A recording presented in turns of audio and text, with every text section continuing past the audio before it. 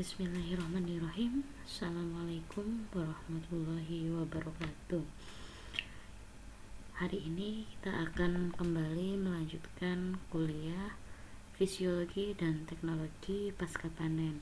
Untuk tema perkuliahan pada pertemuan kali ini, kita akan membahas mengenai fisiologi dan teknologi pasca panen pada ikan. Nah, ini beberapa pokok bahasan ya adik-adik dan capaian pembelajaran yang akan adik-adik dapatkan ketika menyimak video penjelasan terkait materi hari ini. Yang pertama, pokok bahasan yang akan kita bahas adalah ikan dan mutunya, kemudian dilanjutkan dengan kerusakan ikan, lalu yang ketiga ada kemunduran ikan, dan yang terakhir nanti kita akan membahas terkait penanganan pasca panen pada ikan. Nah, dari pokok-pokok bahasan ini nanti adik-adik akan memiliki capaian pembelajaran atau kompetensi yang adik-adik dapatkan setelah menyimak video ini. Yang pertama tadi terkait ikan dan mutunya, jadi adik-adik mampu menjelaskan definisi ikan dan mutunya. Kemudian adik-adik akan mampu menjelaskan ya terkait berbagai kerusakan yang terjadi pada ikan. Kemudian adik-adik dapat menjelaskan proses kemunduran mutu ya yang terjadi pada ikan setelah proses pemanen ikan. Kemudian yang terakhir, untuk menangani kemunduran tersebut nanti adik-adik bisa menjelaskan ya atau mampu memahami terkait penanganan pasca panen terhadap ikan. Oke, kita mulai dari pokok bahasan yang pertama dulu ya adik-adik terkait ikan, kemudian mutu ikan ya. Nah, seperti yang adik-adik ketahui ya, ikan ini merupakan salah satu hasil perairan ya, baik perairan air tawar maupun air laut ya. Jadi ikan ini adalah hasil perairan yang memiliki atau yang menjadi sumber protein hewani yang paling murah ya adik-adik jika dibandingkan dengan daging, susu ataupun telur ya. Bisa dilihat untuk saat ini ya, dengan 20.000 sekian gitu ya adik-adik bisa dapat ikan sekilo ya, misalkan ikan cakalang. Sedangkan untuk harga telur ya sekarang sekilonya itu mencapai lebih dari 20.000 ya. Makanya ini dikatakan ikan itu merupakan salah satu sumber protein hewani ya yang paling murah dibandingkan dengan sumber protein hewani yang lainnya ya. Sehingga nggak heran ya banyak masyarakat Indonesia yang sumber protein hewani ini berasal dari ikan ya. Hal tersebut juga didukung ya karena Indonesia itu luas, perairannya itu lebih luas ya jika dibandingkan dengan daratannya ya. Nah, hal tersebutlah yang menjadikan ya ikan ini merupakan salah satu protein hewani yang paling murah ya dibandingkan dengan sumber protein hewani yang lain ya. Lalu bagaimana komposisi atau kandungan gizi ya dari ikan sendiri? Nah, ini bisa dilihat ya adik-adik, ikan ini memiliki beberapa komposisi kimia yang utama ya yang menyusunnya sehingga memberikan manfaat bagi konsumennya ya, mulai dari air, kemudian protein, kemudian lemak, vitamin dan mineral ya tentunya. Nah, di sini untuk komposisinya bisa dilihat ya, untuk unsur yang terbanyak yang dimiliki dari ikan atau daging ikan ini adalah air ya, sebesar 56 sampai 80% ya. Sisanya 16% sampai 20% ini adalah protein, kemudian lemaknya ini cukup sedikit ya, 2 sampai 22%, dan vitamin dan mineralnya ini adalah 2,5 hingga 4,5% ya. Jadi bisa dilihat ya dari komposisi ini bahwa kandungan atau unsur terbanyak ini adalah air. Kemudian untuk yang terpenting ya selain air ya, bisa dilihat untuk komposisi gizi yang paling banyak adalah protein ya, sehingga yang paling penting ini adalah protein gitu ya. Nah kemudian ikan yang baik itu ikan yang bagaimana gitu ya. Ikan yang baik ini adalah ikan yang masih segar ya, sehingga ketika adik-adik sebagai konsumen ya, atau orang tua adik-adik membeli ikan di pasar gitu ya, biasanya jika ada berbagai banyak ikan gitu ya, yang dibeli adalah ikan segar ya, karena ikan segar ini adalah salah satu ikan yang disukai oleh konsumen ya.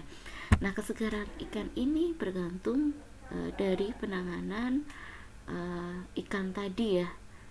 Jadi ketika usaha ini ingin mendapatkan ikan yang segar gitu ya, jadi proses penanganannya ini harus diperhatikan dengan baik ya. Misalkan tidak membiarkan ikan berada di posisi udara terbuka ya, yang terlalu ramai ya, karena bisa menurunkan kesegaran ikannya ya, karena banyak kontaminasi ya di udara terbuka ini. Jadi ketika ingin menghasilkan ikan yang segar yang disukai konsumen, maka adik-adik harus mempertimbangkan penanganan ikan dengan cara yang baik ya. Kemudian bagaimana sih indikator ikan yang segar gitu ya, sehingga ikan tersebut bisa disukai ya oleh konsumen gitu ya. Itu ikan yang gimana sih yang segar gitu ya, bisa dilihat dari kenampakannya gitu ya. Misalkan pada kenampakan luarnya ikan ini masih terlihat cemerlang ya, tidak suram gitu ya. Nah itu adalah salah satu ciri ikan yang segar. Kemudian bisa juga adik-adik melihat dari kondisi matanya ya. Ketika ikan segar ini matanya terlihat lebih jernih ya, dibandingkan dengan ikan yang sudah tidak segar. Kemudian selain jernih, matanya ini cerah ya, cerah dan bentuknya ini cembung ya, atau masih utuh ya. Nah ini adalah ciri-ciri ikan segar ya. Nah selain itu juga adik-adik ketika membeli ikan ya, bisa dilihat dari sisiknya ya, sisiknya masih segar, kemudian masih melekat kuat pada daging ikan ya, dia tidak mudah lepas sisiknya. Nah itu ciri-ciri atau indikator dari ikan segar. Selain itu juga bisa dilihat dari insangnya ya. Biasanya ketika ikan masih segar itu insangnya berwarna merah cerah ya. Kemudian untuk lendirnya ini masih sedikit ya. Untuk dagingnya sendiri, ikan segar ini memiliki warna yang spesifik ya, dan dia terang ya. Untuk dagingnya ini masih padat ya, kenyal, elastis, kemudian tidak terpisah dengan tulangnya ya. Jadi kalau kita atau adik-adik meletakkan jarinya pada daging ikan segar ini, karena dia elastis, maka bekasnya ini akan kembali ke semula ya, cekungan tadi tidak bertahan cekung ya. Ketika adik-adik menyentuh daging ya, otomatis permukaan daging yang disentuh ini akan cekung ya. Tapi ketika adik-adik melepaskan tangannya, ini dia akan kembali ke bentuk semula ya untuk dagingnya. Nah ini yang dinamakan dengan dagingnya masih bersifat elastis ya. Kemudian kulit itu tidak kusam ya untuk kulit ikan. Kemudian untuk aromanya dia juga masih beraroma segar ya, tidak bau busuk ya untuk ikan segar ya. Nah ini bisa dilihat ya adik-adik tabel pembeda ya antara ikan segar kemudian ikan busuk ya. Jadi ketika adik-adik menemani orang tuanya ke pasar ya, bisa langsung mengaplikasikan ilmunya ya, mengedukasi orang tuanya gitu ya. Ketika membeli ikan, jangan asal memilih ikan ya, tapi diperhatikan ikan yang segar itu yang seperti apa. Nanti ketika beli gitu ya, pilihlah ikan yang segar ya, bukan ikan yang sudah busuk gitu ya. Bisa dilihat dari matanya gitu ya, tadi yang sudah kita bahas.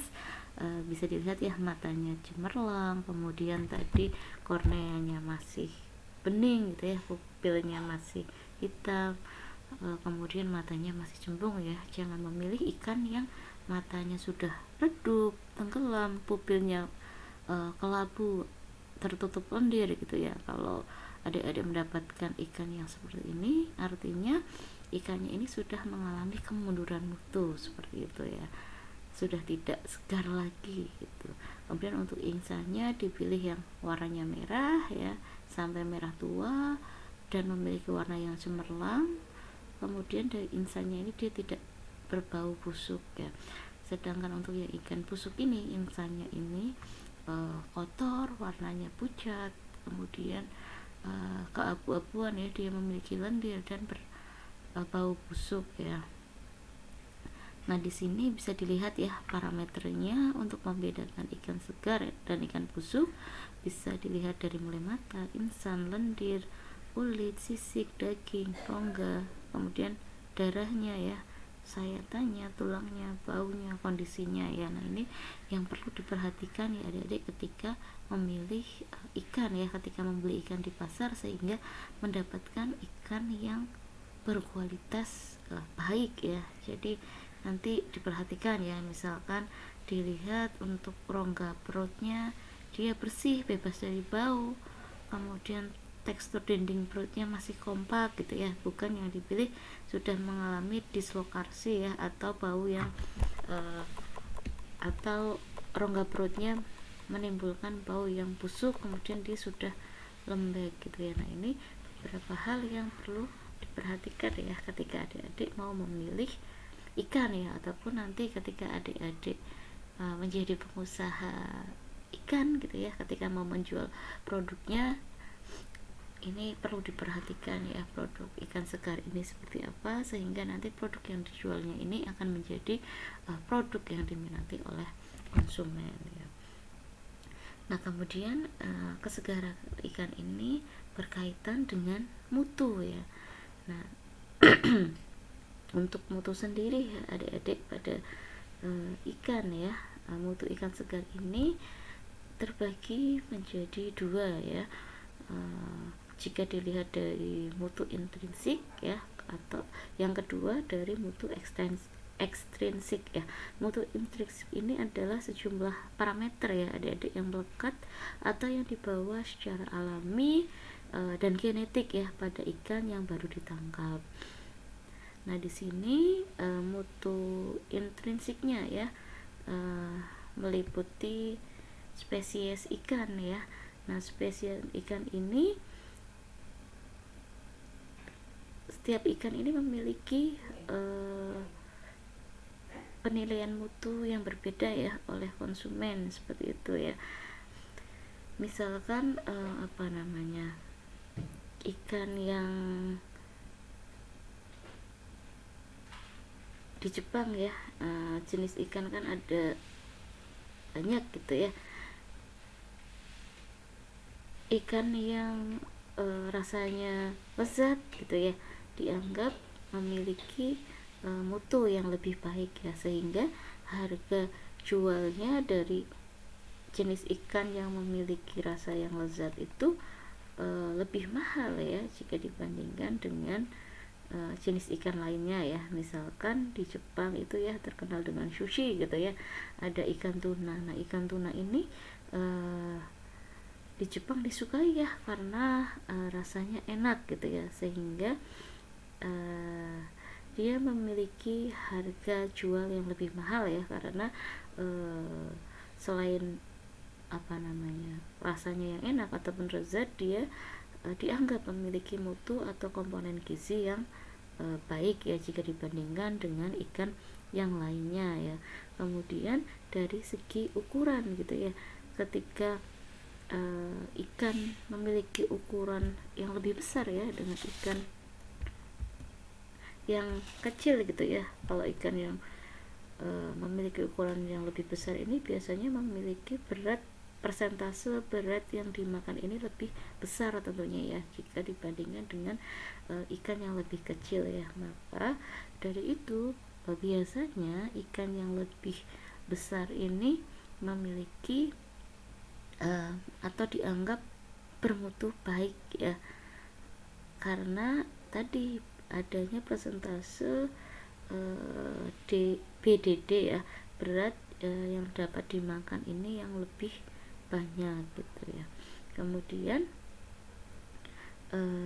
selain selain spesies dan ukuran, mutu ikan juga dipengaruhi dengan jenis kelamin, kemudian proses bertelur dari ikan itu sendiri ya. Kenapa jenis kelamin kemudian proses bertelur ini berpengaruh ya, karena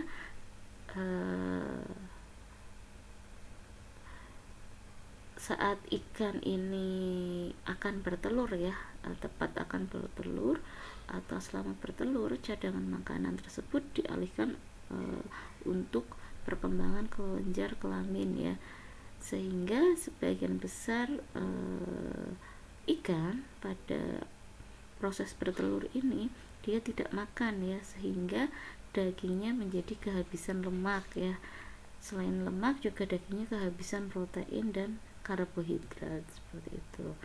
Kemudian selain jenis kelamin dan proses bertelur, yang terakhir adalah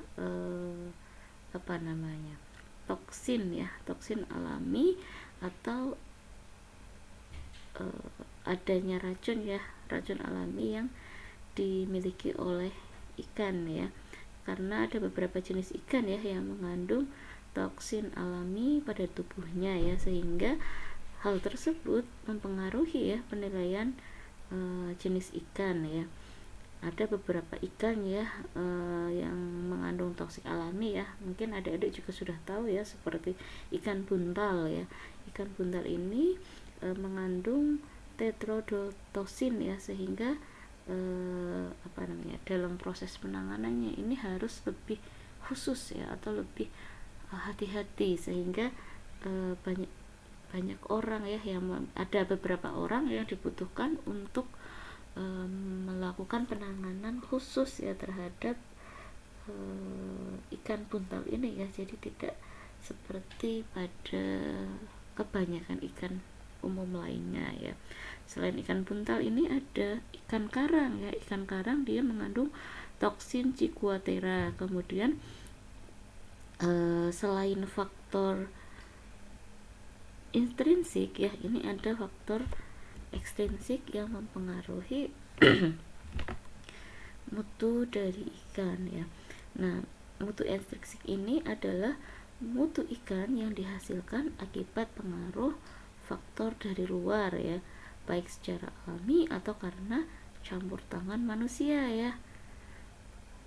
Nah, ini bisa dilihat ya untuk faktor ekstrinsiknya dari lokasi penangkapan ikan ya, kemudian musim penangkapan, kemudian metode penangkapan, kemudian ada kondisi kebersihan, kemudian ada proses tahapan atau pemrosesan, kemudian ada kondisi penyimpanan ya. Nah, lokasi penangkapan atau daerah panen ya, ini biasanya memiliki letak geografis yang berbeda ya. Nah, hal tersebut juga biasanya lokasi penangkapan ini berpengaruh terhadap kondisi tempat atau kondisi kebersihan dari tempat penangkapan ikan ya. Kemudian selain itu ya, musim juga mempengaruhi ya mutu dari ikan ya, karena cuaca ini berpengaruh terhadap suhu ya, baik musim kemarau, hujan ataupun suhu lingkungan ini akan berpengaruh terhadap mutu ikan juga ya. Kemudian selain itu tadi ada metode penangkapan ya. Cara penangkapan pada ikan ini juga akan berpengaruh ya terhadap kualitas ikan ya. Misalnya tadi dengan pancing gitu ya, ketika dia tidak hati-hati ya merobek ikan sehingga dia mutunya ini sudah tidak baik ya, akan mengalami kemunduran yang lebih cepat ya karena dia memiliki luka. Nah, ini beberapa hal yang menjadi indikator faktor ekstrinsik ya dari mutu ikan atau yang mempengaruhi kesegaran ikan seperti itu.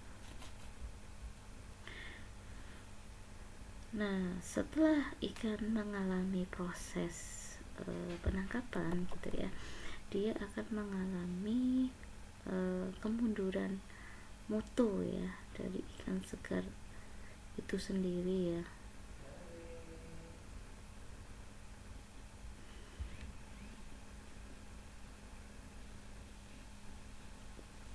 Nah, untuk yang pertama ya, ini bisa dilihat dari kemundurannya, yaitu perubahan rasa ya, perubahan rasa dari ikan ya. Nah, untuk ikan ini dia selama proses penyimpanan ini terjadi reaksi enzimatis ya dalam jaringan ikan yang telah mati. Nah, sehingga reaksi tersebut ini dapat mempengaruhi perubahan rasa dari ikan. Nah, selain perubahan rasa, ini ikan segar juga akan mengalami perubahan tekstur ya yang dimiliki. Perubahan tekstur daging ini terjadi karena adanya perubahan jaringan penghubung antara protease dan endogen ya. Selain itu juga terjadi perubahan warna ya. Warna ikan ini akan memudar ya selama proses penyimpanan ya. Seiring waktu penyimpanan ya, semakin lama waktu penyimpanan ini warna ikan juga akan semakin mengalami kepudaran ya. Hal tersebut disebabkan oleh oksidasi dari pigmen karotenoid ya. Nah, dari oksidasi tersebutlah yang menyebabkan kemunduran ikan ya. Nah, untuk perubahan mutu ikan juga dapat terjadi karena proses oksidasi lemak dari ikan yang menyebabkan timbulnya aroma ya, aroma tengik gitu ya. Selain ada perubahan rasa, perubahan tekstur, kemudian perubahan warna, ini juga ada perubahan aroma ya, aroma karena terjadi proses oksidasi lemak pada ikan ya, sehingga menyebabkan bau ikan yang berubah ya menjadi bau tengik ya, sehingga dia bisa menurunkan mutu pada produk ikan yang dijual.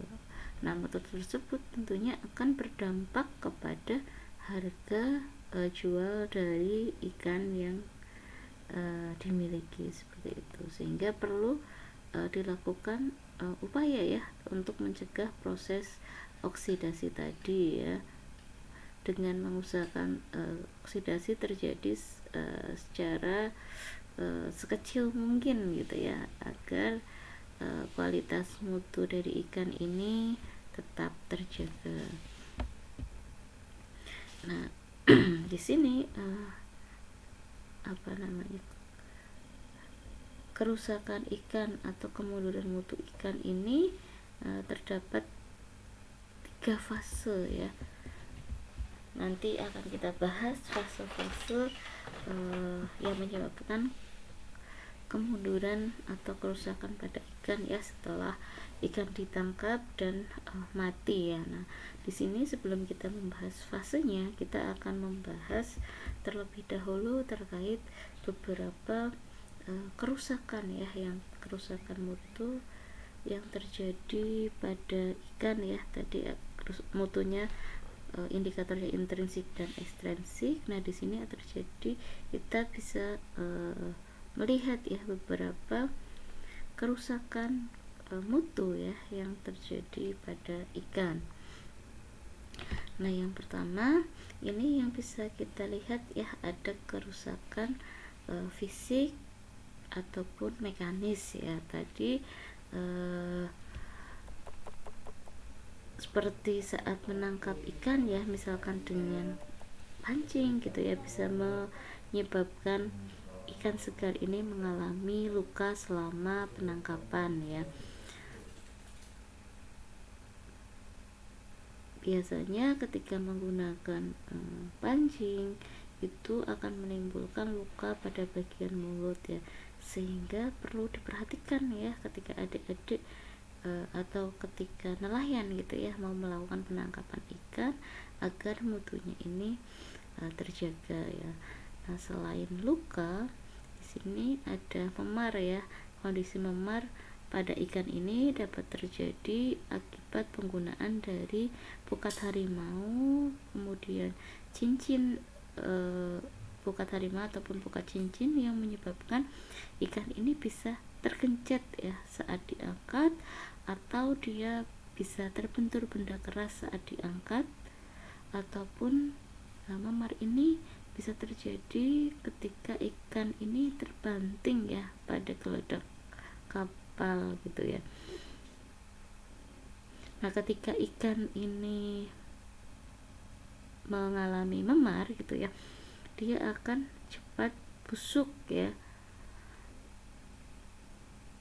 karena ikan yang memar ini kondisi fisiknya ini atau kulitnya gitu ya mengalami sobekan ya, sehingga ketika kulit ikan sobek gitu ya, ikan akan mudah terserang mikroba, sehingga ikan itu nantinya akan cepat mengalami kebusukan atau kemunduran mutu ya. Kemudian selain luka dan memar, untuk kerusakan fisik atau mekanis ini biasanya terjadi ya karena ikan ini tertindih ya selama proses pengangkutan ya. Jadi ketika adik-adik melakukan pengangkutan gitu ya, perlu menata ikan dengan baik ya, agar ikannya ini tidak tertindih, sehingga penurunan mutu atau kemunduran mutunya ini bisa dicegah ya. Kemudian selain kerusakan fisik ataupun mekanis, ada kerusakan enzimatis atau secara kimiawi ya. Yang pertama ini adalah autolisis ya. Autolisis ini merupakan proses penguraian yang terjadi pada tubuh ikan akibat aktivitas enzim yang dihasilkan oleh ikan itu sendiri ya. Autolisis terjadi saat enzim bekerja merombak protein sehingga mengalami denaturasi protein ya, atau proses perubahan bentuk fisik protein tanpa diikuti dengan perombakan kimiawi.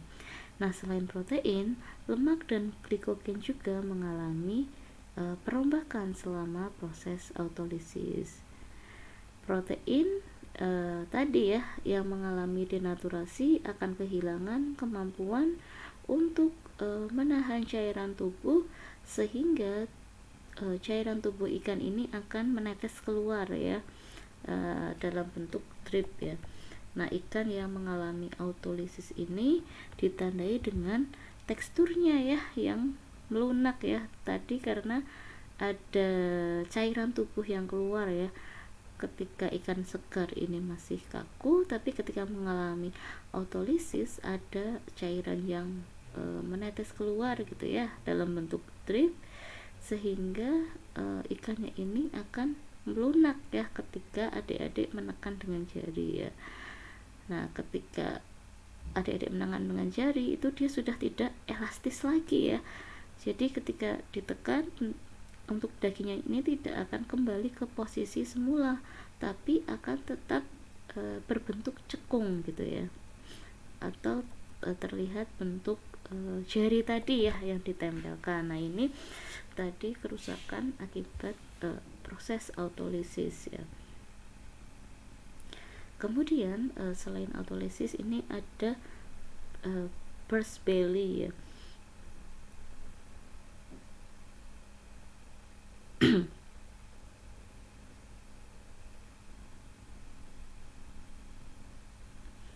Nah, burst belly itu apa gitu ya? Burst belly ini adalah pecahnya dinding perut ya, perut ikan yang disebabkan oleh aktivitas enzim ya.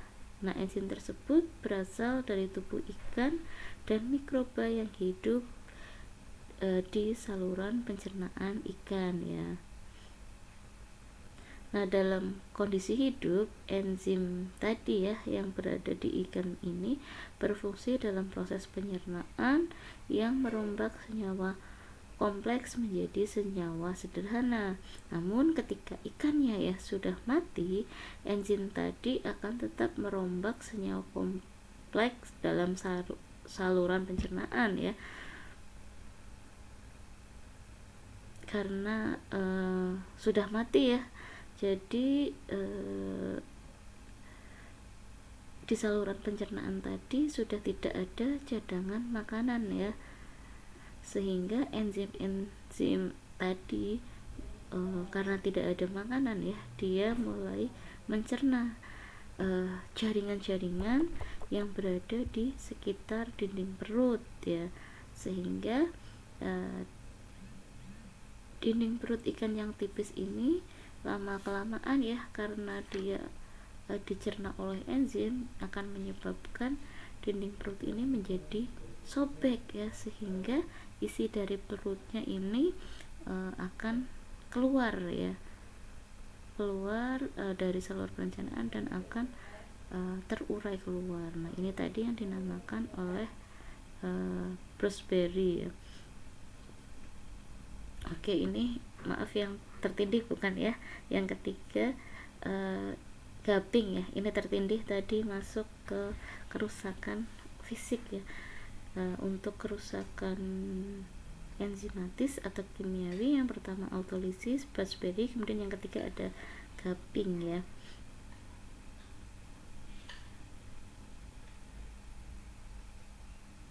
Kemudian selain gaping juga kerusakan diakibatkan oleh proses oksidasi ya, seperti yang tadi dijelaskan di depan ya. Makanya agar proses kemunduran mutu tersebut tidak tidak cepat gitu ya, proses oksidasi ini perlu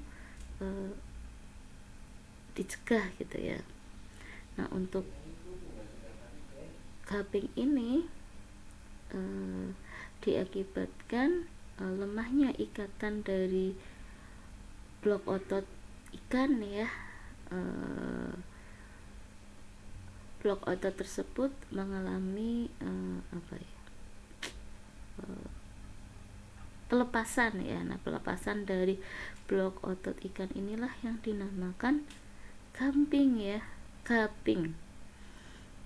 Karena ikan ini tersusun ya dari sejumlah blok otot yang berbeda ya ukurannya ya.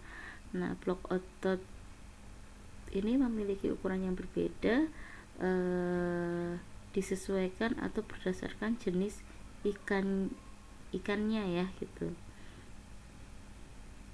Nah, pada tahap autolisis ya, ikatan antar blok tadi ini melemah ya, sehingga menyebabkan blok otot tadi ini ikatannya terlepas ya. Jadi kalau daging ini antar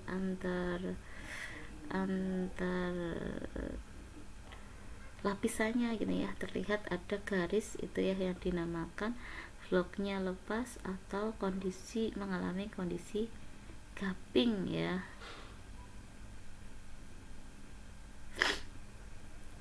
Karena adanya proses autolisis ya, tadi yang sudah dijelaskan di awal. Proses autolisis tersebut menyebabkan terjadinya blok tadi lepas yang disebut atau dinamakan gaping ya. Nah, kemudian ikan ini mudah mengalami kerusakan secara oksidasi ya, tadi di depan sudah dijelaskan, karena ikan tersebut memiliki kandungan lemak yang cukup tinggi ya, lemak yang tidak jenuh ya. Nah, lemak tidak jenuh ini apa? Lemak tidak jenuh ini adalah lemak yang mengandung ikatan lengkap dalam rantai utama ya, sehingga dia sifatnya ini tidak stabil, kemudian mudah terurai dan cenderung mudah bereaksi dengan oksigen ya. Makanya ikan ini rentan mengalami proses oksidasi ya, dan dari proses oksidasi tersebut ini biasanya menghasilkan atau terbentuk senyawa peroksida ya, sehingga ketika daging ikan ini teroksidasi, dia warnanya akan berubah ya menjadi merah tua yang kecoklatan ya. Nah, itu beberapa kerusakan secara enzimatis atau kimiawi yang terjadi pada ikan.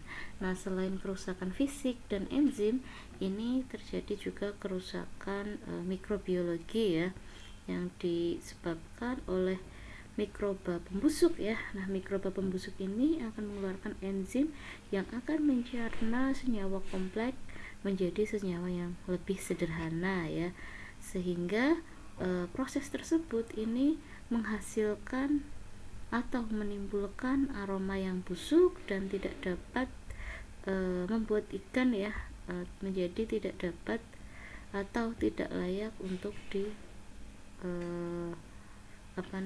dikonsumsi ya.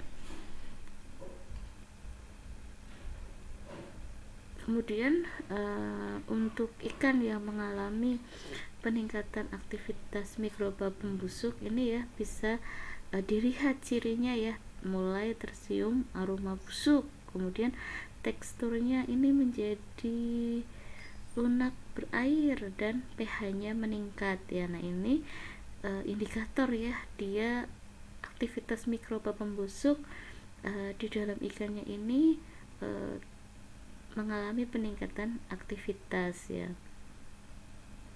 Kemudian selain mikroba pembusuk, faktor lain yang menyebabkan kerusakan mikrobiologi ini adalah adanya mikroba patogen ya. Nah, mikroba patogen ini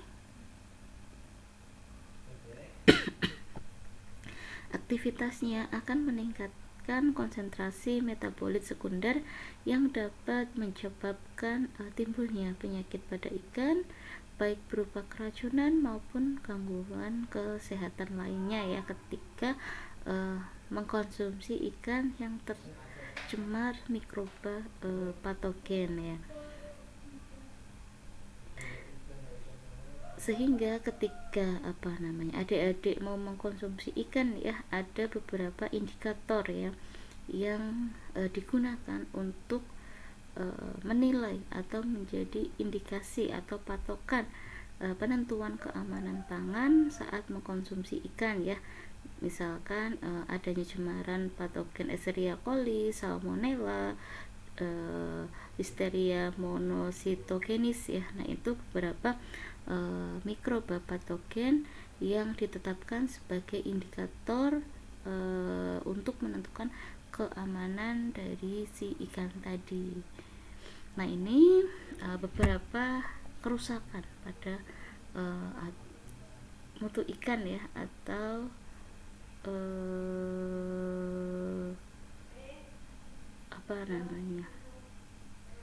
faktor-faktor yang mempengaruhi kerusakan mutu pada ikan, mulai dari kerusakan fisik, kemudian kerusakan enzimatis, hingga kerusakan biologi ya.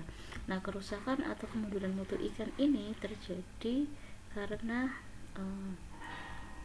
proses setelah kematian ya.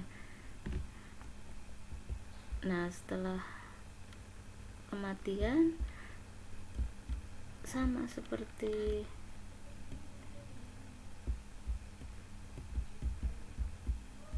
halnya daging ya, yang kita bahas kemarin ya, pada ikan juga ada 3 tahapan ya yang mengakibatkan kemunduran mutu ya.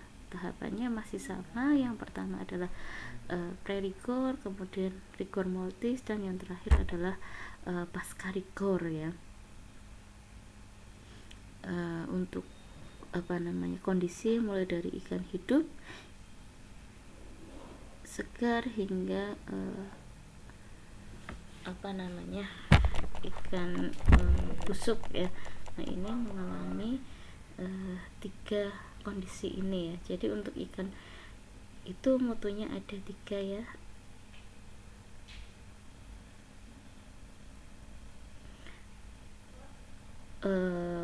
Mulai dari sangat segar, kemudian kesegaran masih baik, kemudian kesegarannya memudar, hingga ikan itu tidak segar lagi ya. Nah, untuk ikan yang sudah mulai kurang segar ini, dia sudah mengalami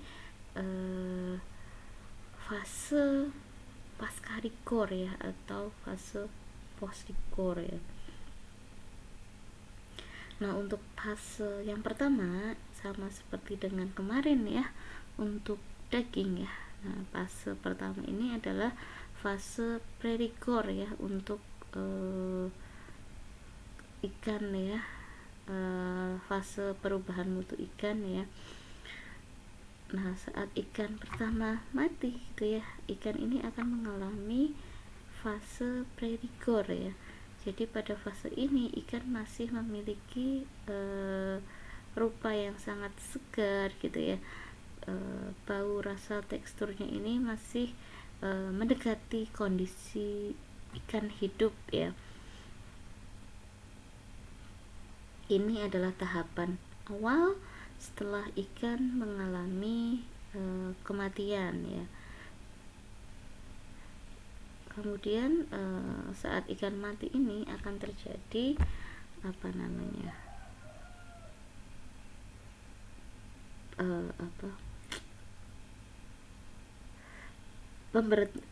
pemberhentian pasokan oksigen ya untuk metabolisme ya. Jadi peredaran oksigen di dalam tubuh ikan ini akan terhenti saat ikan mengalami kematian gitu ya. Sama kemarin seperti halnya pada daging ya. Nah, pada tahap pre-rigor ini otot ikan masih lentur dan lemas ya. Pada tahap pre-rigor ini ditandai dengan peristiwa lepasnya lendir dari kelenjar bawah kulit ikan ya. Pada tahap pre-rigor ini terjadi perubahan dari glikogen menjadi asam laktat, sehingga menyebabkan pH dari ikan ini mengalami penurunan ya.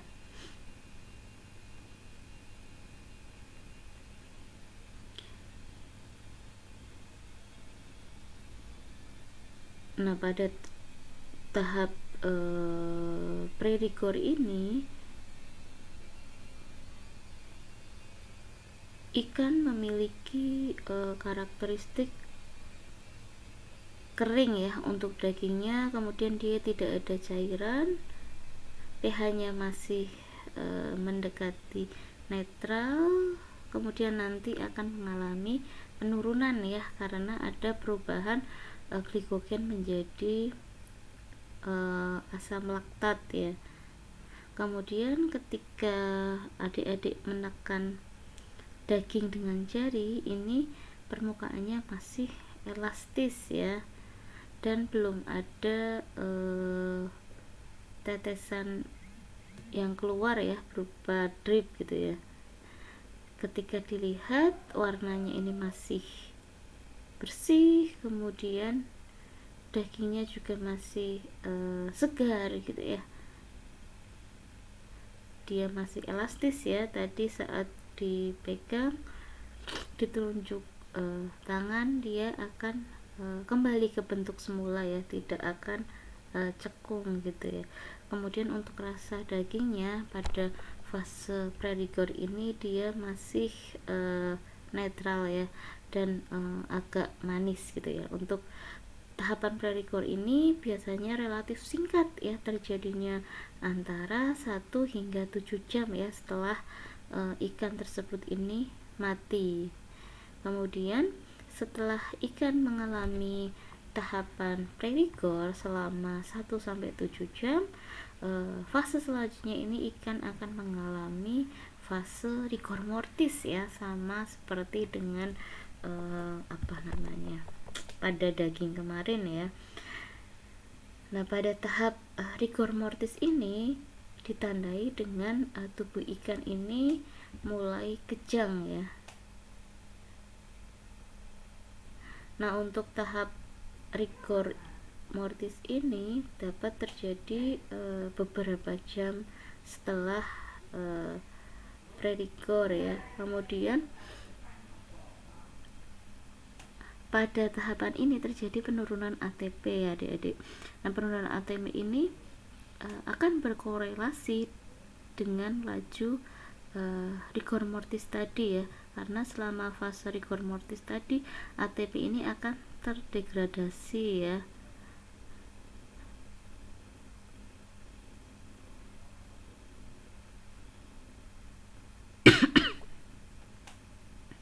Nah, untuk fase rigor mortis ini bisa terjadi dari 30 jam hingga 120 jam ya, tergantung dari spesies ikannya, kemudian suhu penyimpanannya, dan kondisi ikannya ini seperti apa ya.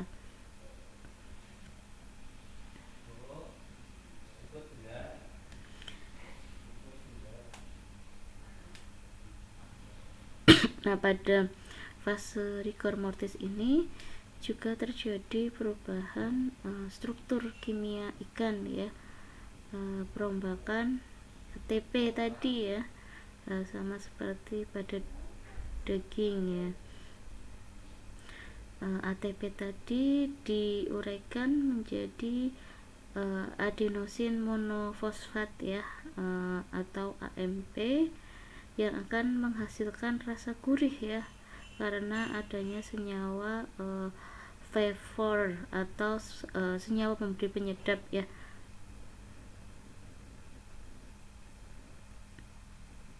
Nah, pada tahapan yang lebih lanjut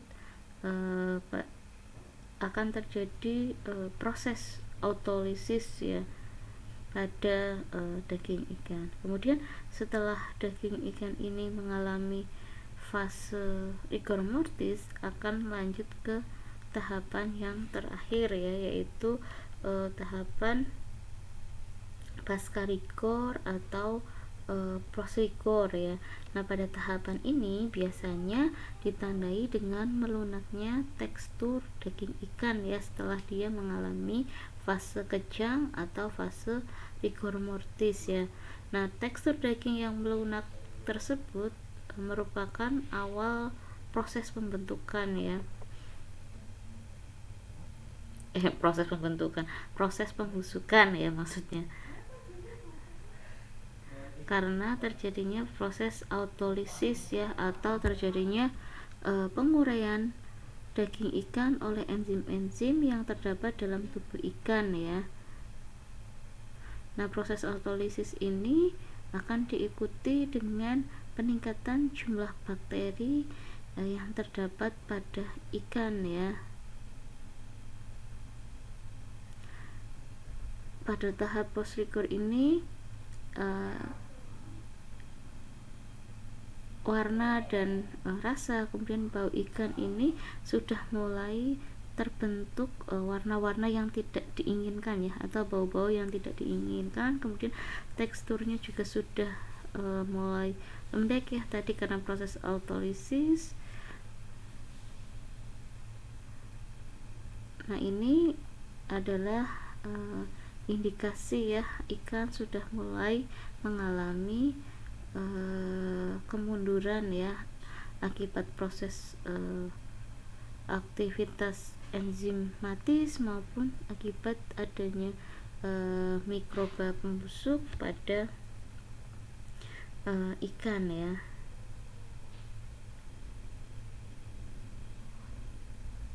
Kemudian salah satu yang bisa dilihat ya ketika ikan mengalami fase rigor mortis ini, ketika dia dipegang ini lembek, kemudian ketika dicium ini kan aromanya sudah bau seperti itu ya. Nah kemudian untuk mencegah kemunduran ikan ya atau memperlama memperlama masa simpan ikan, ini bisa dilakukan beberapa upaya ya adik-adik, karena tadi ya ikan merupakan komoditas yang memiliki umur simpan yang pendek atau dia bersifat perishable ya atau mudah rusak, karena dia komponen utamanya pada ikan ini yang terbesar tadi ya di awal sudah dilihat bahwa komponen terbesar dari ikan ini adalah air ya, sekitar 56 hingga 80% komponen dari ikan ini adalah air ya, dimana seperti yang adik-adik ketahui kalau produk yang memiliki kadar air yang tinggi kemudian kandungan nutrisi yang tinggi juga ini akan menyebabkan produk tersebut memiliki umur simpan yang pendek ya, karena dia akan menjadi substrat yang baik bagi pertumbuhan mikroba pembusuk, sehingga ketika ingin memperpanjang umur simpan dari ikan ini perlu dilakukan upaya penanganan ya. Nah penanganan ini harus dilakukan secara secepat mungkin ya setelah ikan itu dipanen ya, sehingga semakin cepat penanganan dilakukan maka kemunduran mutu ikan ini akan semakin cepat untuk dicegah ya, sehingga umur ikan akan menjadi lebih panjang ya.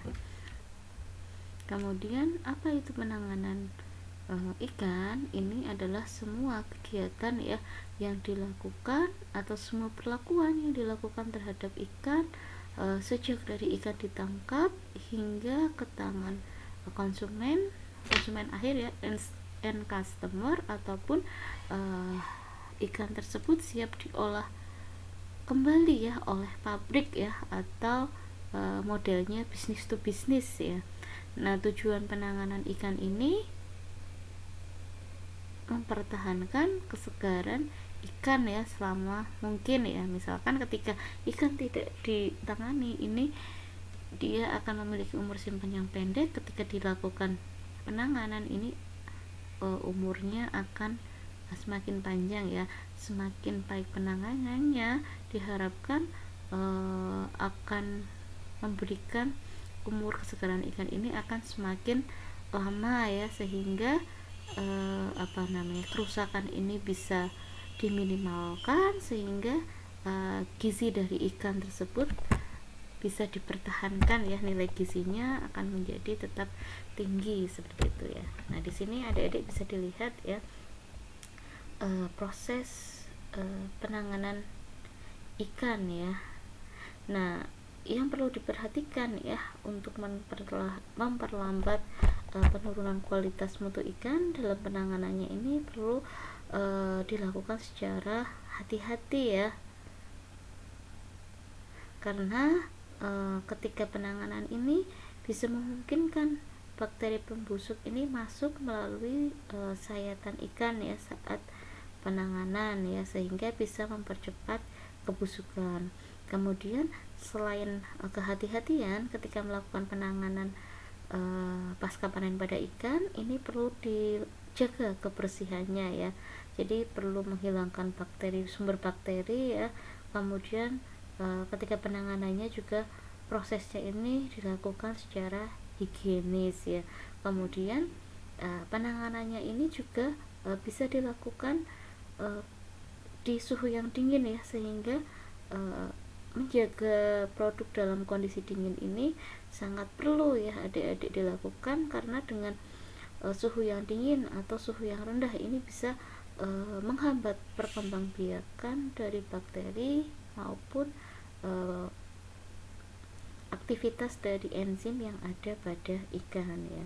Nah di sini bisa dilihat ya adik-adik, untuk proses sebelum mengalami penyimpanan biasanya ini akan dilakukan proses penyortiran ya. Nah proses penyortiran ini akan dilakukan ya ketika nelayan panen ikan misalnya ya di laut gitu ya, akan dipisahkan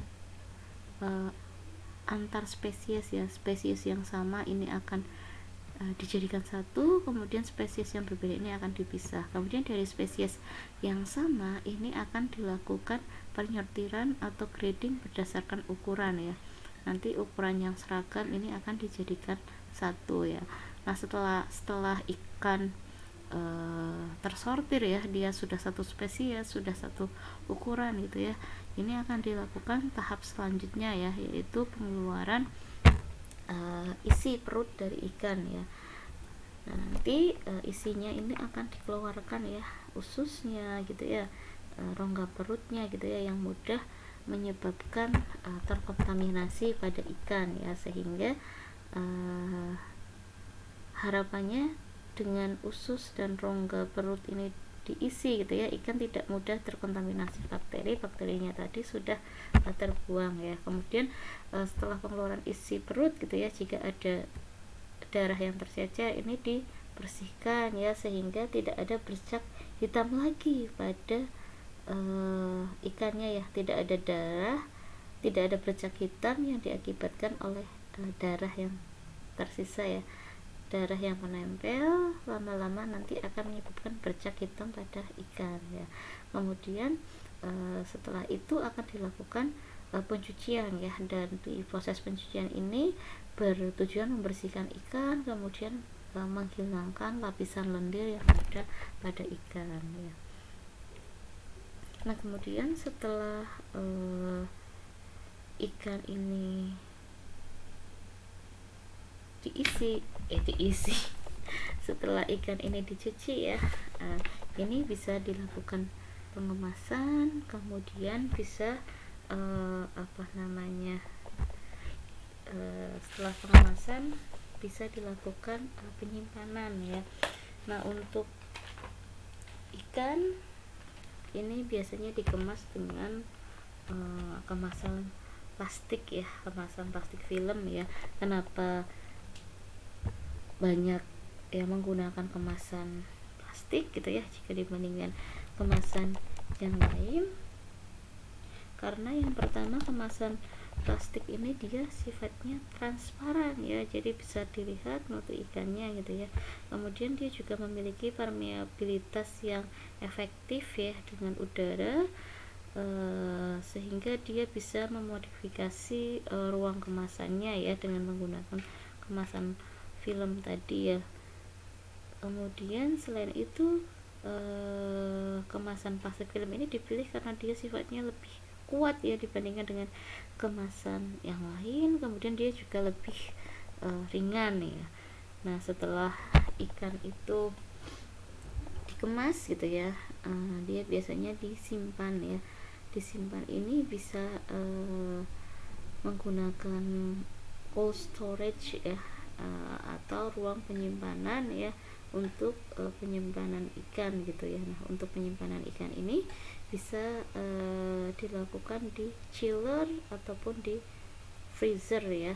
Kalau untuk chiller ini adalah proses pendinginan ya, sedangkan untuk di freezer ini akan terjadi proses pembekuan ya. Jadi untuk pendinginan ini ikan disimpan di atas titik beku dari air ya, atau titik beku produk, sedangkan untuk freezer ini dilakukan pembekuan terhadap ikan ya. Jadi ikan disimpan di bawah kondisi bekunya ya.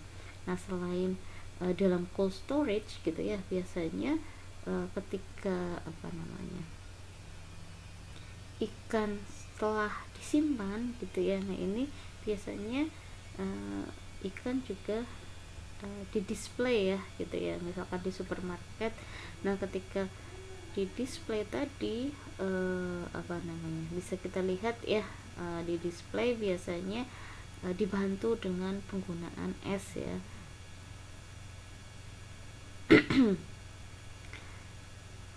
Nah untuk penggunaan es ini, ketika display ini akan membantu ya untuk menurunkan suhu pada ikan ya, sehingga suhu ikan ini akan tetap dingin ya, sehingga bisa mempertahankan mutu yang lebih baik ya dari ikan, sehingga kemunduran mutu ini akan lebih terjaga ya. Makanya banyak ketika iklan di display di supermarket gitu ya, nah ini mutunya atau umur simpannya ini akan lebih lama ya jika dibandingkan di pasar tradisional ya, yang dia tidak ada esnya misalkan ya, kemudian dia terpapar oleh sinar matahari langsung gitu ya. Nah ini adalah beberapa tahapan ya, sampai setelah di display ini kemudian ikan bisa dijual ke konsumen ya, atau end consumer ya, atau konsumen pada tahapan lain ya. Jadi penanganan pasca panen ikan ini untuk memperpanjang umurnya itu bisa disimpan dengan penurunan suhu ya, baik dia pendinginan ataupun dia pembekuan ya. Tentunya umur simpan pendinginan dan pembekuan ini akan berbeda ya. Ikan akan lebih tahan lama ketika dia disimpan pada suhu beku ya, karena pada suhu beku ini aktivitas bakteri pada ikan ini terhenti ya, sehingga untuk pendistribusian jarak jauh ya, pendinginan beku ini banyak dipilih ya daripada pendinginan pembekuan ini lebih banyak dipilih ya daripada hanya pendinginan saja. Nah ini adalah beberapa upaya ya adik-adik yang bisa dilakukan untuk menjaga kualitas atau mutu ikan agar bisa dipertahankan, sehingga memiliki umur simpan yang panjang, kemudian mempertahankan nilai gizi, sehingga nilai jual dari ikan ini akan tetap tinggi ya, sehingga akan memberikan benefit bagi pelaku usahanya, seperti itu. Oke, sekian materi hari ini, semoga bisa memberikan manfaat untuk adik-adik semua. Terima kasih untuk atensinya. Sekian dari saya, mohon maaf bila ada tutur kata yang kurang berkenan. Terima kasih. Assalamualaikum warahmatullahi wabarakatuh.